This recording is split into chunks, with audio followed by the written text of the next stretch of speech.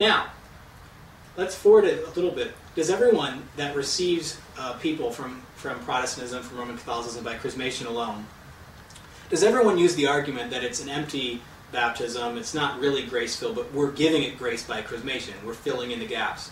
No. There are many people who will very clearly say to you, many priests will very clearly say to you, that if the person was baptized in the name of the Trinity with water, then they are validly baptized, and that in some sense they have grace. It's a partial grace. It's a vestige of the church. And they will argue that as close as the person is to the church, that is how much grace they have. So Catholics have more grace than Lutherans, and Lutherans have more grace than Pentecostals, and Pentecostals have more grace than Seventh-day Adventists.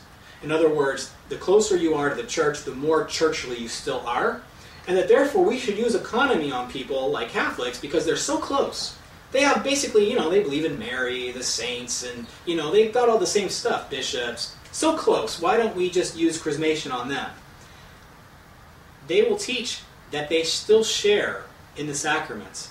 I know this from a fact because I was taught at the seminary this very teaching. Not that economy is used, not that we do chrismation as an economy to fill in the empty vessel. In fact, that idea was actually said to be false by my professors at the seminary. And they said this was a late Greek interpretation, that St. Nicodemus basically was legalistic and came about this through Latin influence.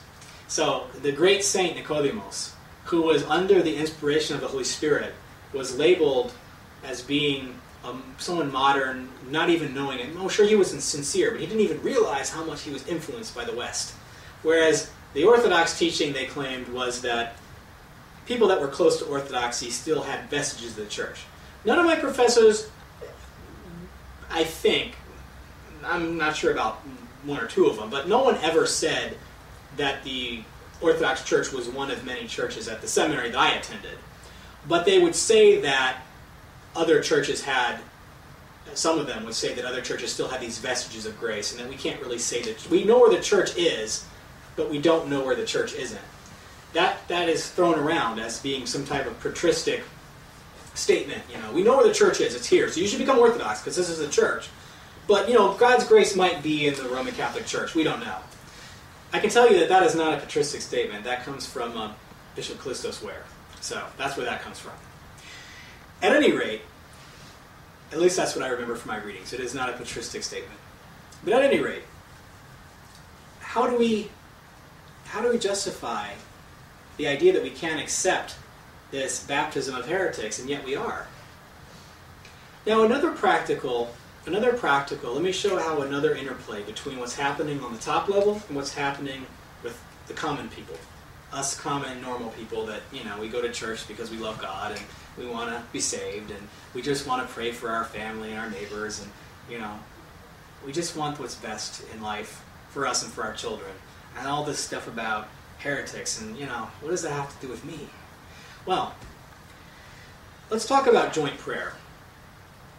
The Orthodox Church has several canons. For instance, Canon 33 of Laodicea says, one must not join in prayer with heretics or schismatics. Canon 45 of the Holy Apostles says, let any bishop or presbyter or deacon that merely joins in prayer with heretics be suspended. But if he had permitted them to perform any service as clergymen, let him be deposed.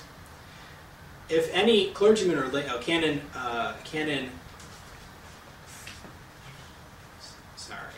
Roman numerals. Canon 55 of the Holy Apostles says, if any clergyman or layman enter a synagogue of Jews or heretics to pray, let him be both deposed and excommunicated.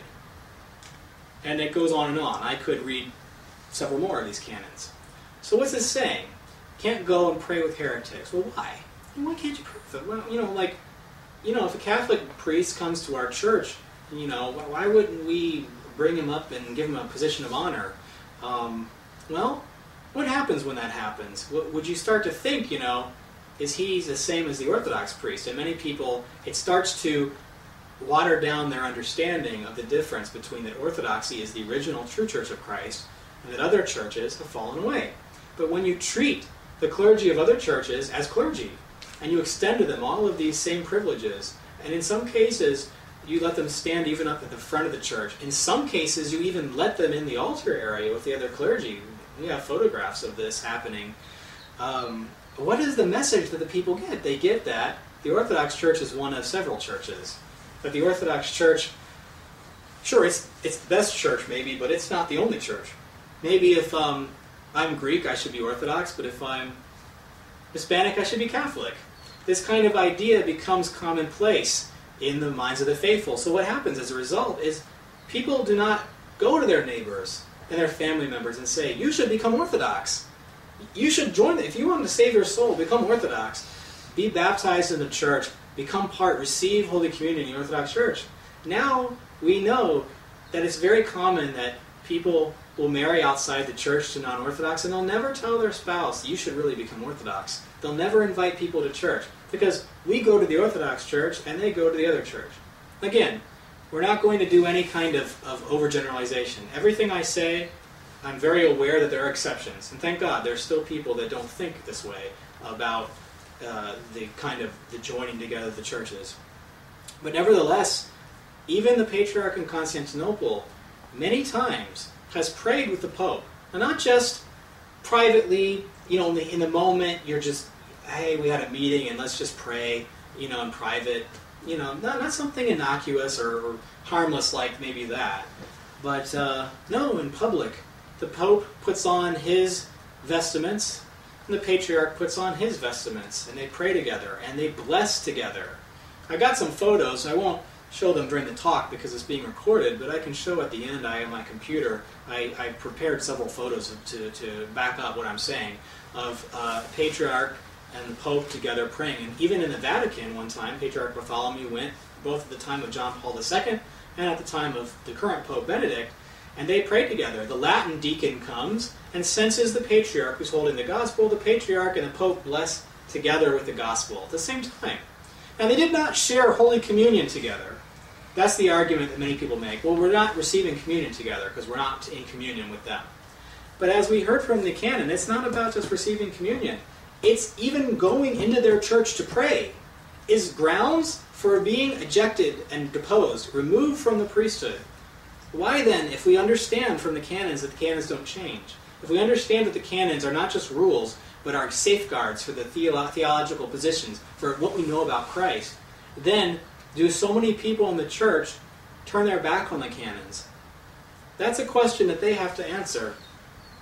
But basically, the point is, when we see this going on, we know that this is not according to the Orthodox teaching. And that indeed, even 100 years ago, such things would not happen. So it bothers the conscience of the faithful in some cases, but it also leads to confusion, great confusion, that the Orthodox Church is the one holy Catholic and Apostolic Church. When we allow heretics into our church, the Pope, and he's blessing our faithful, and then they make the sign of the cross, receiving his blessing, what are we communicating? That we are one church with them. And this is why these canons exist. Not to be mean, not because we don't like people who aren't Orthodox, not because, they're riffraff. No, it's because we love them. We want them to become Orthodox. I became Orthodox. Several of the people in this room became Orthodox because we want to be in the Church of Christ. And if we do these type of ecumenical joint prayers, the problem is that we confirm them in their position. Did the Pope say, yeah, I really like the Finar. Yeah, I've seen this liturgy. Obviously, this is true. I really got to rethink what I'm doing. No. He rejoiced that he broke down barriers. In other words, that he got the Orthodox to capitulate to what he wanted.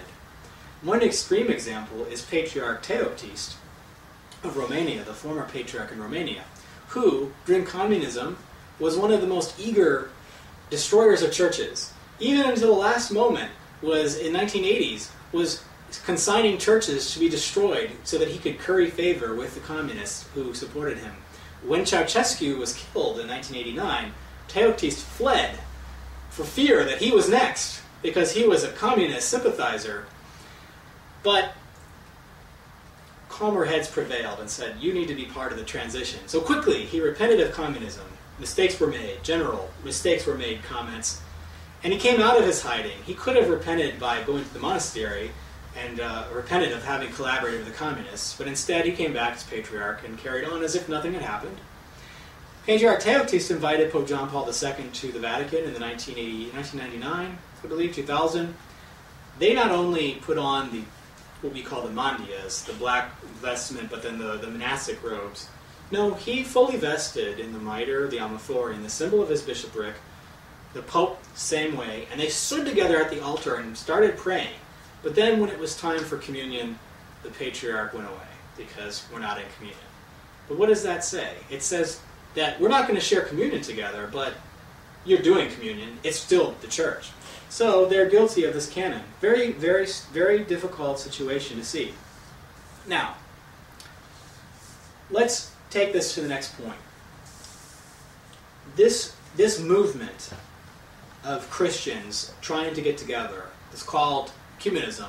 It's the World Council of Churches is the main body that's trying to unite the churches. And the Orthodox, the Patriarch of Constantinople, and all of these churches that have adopted the new calendar are members of the World Council of Churches.